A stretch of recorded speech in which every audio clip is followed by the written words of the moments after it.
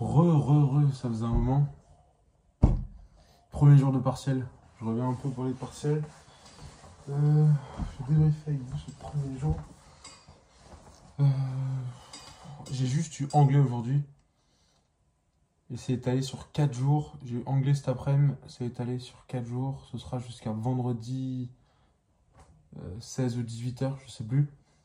C'est essentiellement des épreuves de 2 heures. Et j'ai anglais, modélisation financière, finance quantitative, strategic management, management control de gestion, financial analysis, et il y en a une autre que j'oublie. Ah oui, customer brand experience. En gros, c'est le marketing, quoi. Donc il y a 7 partiels que je passe. Comme vous pouvez le voir, donc une cet après, mais après 2 épreuves par jour à partir de demain. L'anglais, c'était subdivisé, mais c'était bizarre un peu parce qu'il y avait 5 blocs. Il y avait une partie essai avec une méthode très particulière et c'est très très short parce qu'il faut faire minimum 400 mots en une demi-heure, enfin en 40 minutes plutôt. Donc c'est vraiment 10 mots par minute, c'est super speed, faut aller vite. Après, il y a une partie compréhension, vous avez un texte et c'est une grosse partie QCM. Et le premier bloc, toujours dans la partie QCM, c'est de la compréhension. Le deuxième, c'est un vrai ou faux. Il y a une partie grammaire. Et la dernière partie, j'ai oublié. J'ai oublié, mais globalement, j'ai réussi à finir dans les temps, même avec un peu d'avance. Tout juste, tout juste. Je pense que ça s'est pas trop mal passé, sauf pour la partie essai. Mais vous savez, c'est toujours biaisé quand tu sors et que tu parles avec tes potes. On a tous fait des trucs hyper différents. Et comme c'est pas des maths, il n'y a pas une réponse arrêtée. C'est jamais évident de savoir qui a raison ou qui est le plus pertinent dans son argumentation. Voilà, au moins c'est passé, on n'en parle plus. Et puis demain, grosse journée, parce que modélisation financière et management control, donc contrôle de gestion. Voilà.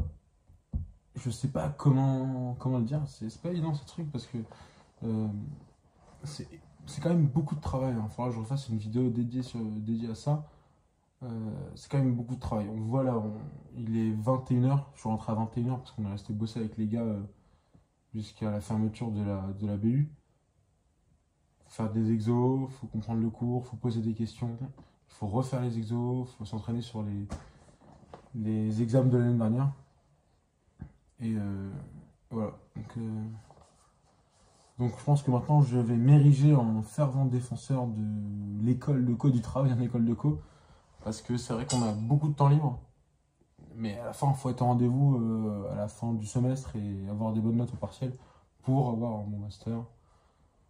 Même si c'est pas les masters qui manquent, mais c'est vrai que la diff qu'on ne dit pas assez, je pense que je ferai une vidéo sur ça, c'est que globalement, si tu veux faire de la finance par exemple ou du marketing, il y a par école, il doit y avoir 50 masters différents et j'abuse à peine.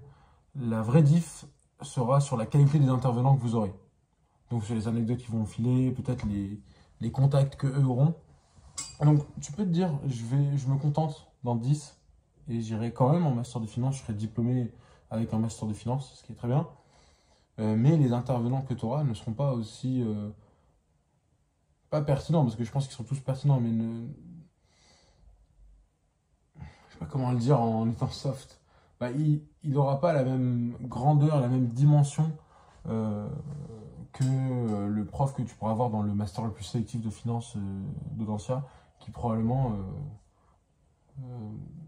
fait des conférences, intervient sur des plateaux TV, et ça on le sait très bien parce que la raison pour laquelle les M2 sont super chers aussi, enfin coûtent aussi cher que les autres, mais coûtent quand même très cher alors que c'est pas une année complète, c'est la qualité des intervenants. Il faut payer ces gars-là pour donner des cours et intervenir dans leur matière.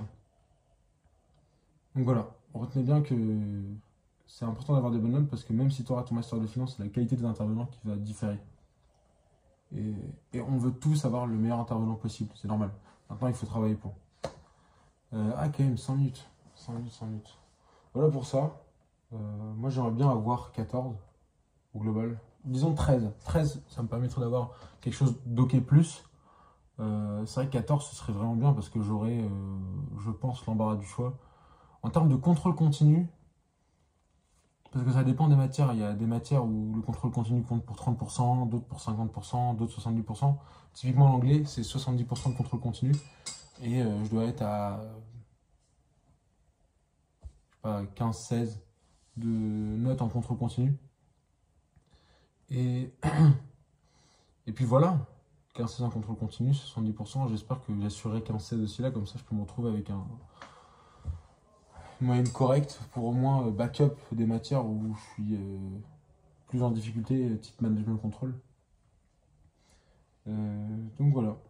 Voilà. Demain, c'est modélisation financière. C'est 50-50, je crois. Et puis l'après-midi, c'est management control. Et là, je crois que c'est du 70 partiel, 30% en contrôle continu.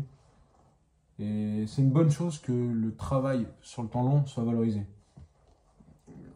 Du moment qu'en fait tu travailles un peu durant l'année, que tu fais le nécessaire, tu pas la tâche. Mais si tu fais le nécessaire sur les travaux de groupe, tu fais les travaux de groupe, tu rends tes travaux personnels, tu te mets à la page de ce que tu fais en cours, tu révises un peu avant, un peu après, il ne devrait pas y avoir sincèrement de grosses difficultés à obtenir ton échange ou le master que tu veux.